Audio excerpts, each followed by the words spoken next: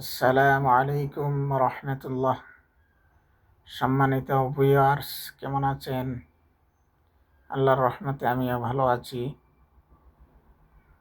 তো অনেকের মনের আশা যে আমাদের মৃত আত্মীয় স্বজনদেরকে যদি স্বপ্নে যুগে দেখতে পাইতাম। তো এরকম একটা আমলের কথা তদবিরের একটি কিতাবে যুগ শ্রেষ্ঠ তাবিঈ ফাকিহ মুহাদ্দিস ইমাম হাসান বসরি রাহিমাহুল্লাহ তাআলার বরাতে উল্লেখ করা হয়েছে যে এশার নামাজের পর বিতিরের নামাজ আদায় করে 4 রাকাত নফল নামাজ পড়বে। প্রত্যেক রাকাতে সূরা ফাতিহা পড়ার পর আলহাকুমুত তাকাসুর এই সূরাটি পাঠ করবে।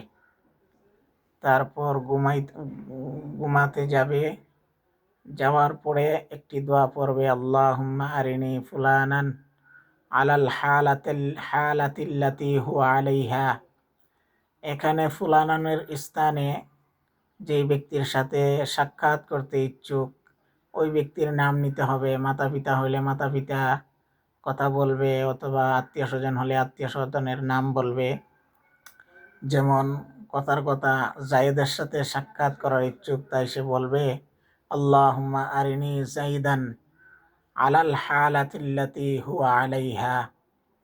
তো এইভাবে কয়েকদিন আমল করলে আশা করা যায় আল্লাহ তাআলা এই ফজল আর করমে ওই ব্যক্তির সাথে স্বপ্ন যুগে তার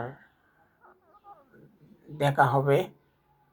যার কারো মনে যদি এরকম কোনো ইচ্ছা থাকে তাহলে আল্লাহ তাআলা এই আমলের বদৌলতে তার মনের ইচ্ছা পূরণ করার তৌফিক দান করুন, আমিন। দেখা হবে পরবর্তী ভিডিওতে ইনশাআল্লাহ। সকলের কাছে দোয়া চাই। ভালো থাকবেন, সুস্থ থাকবেন। আসসালামু আলাইকুম রহমতুল্লাহ।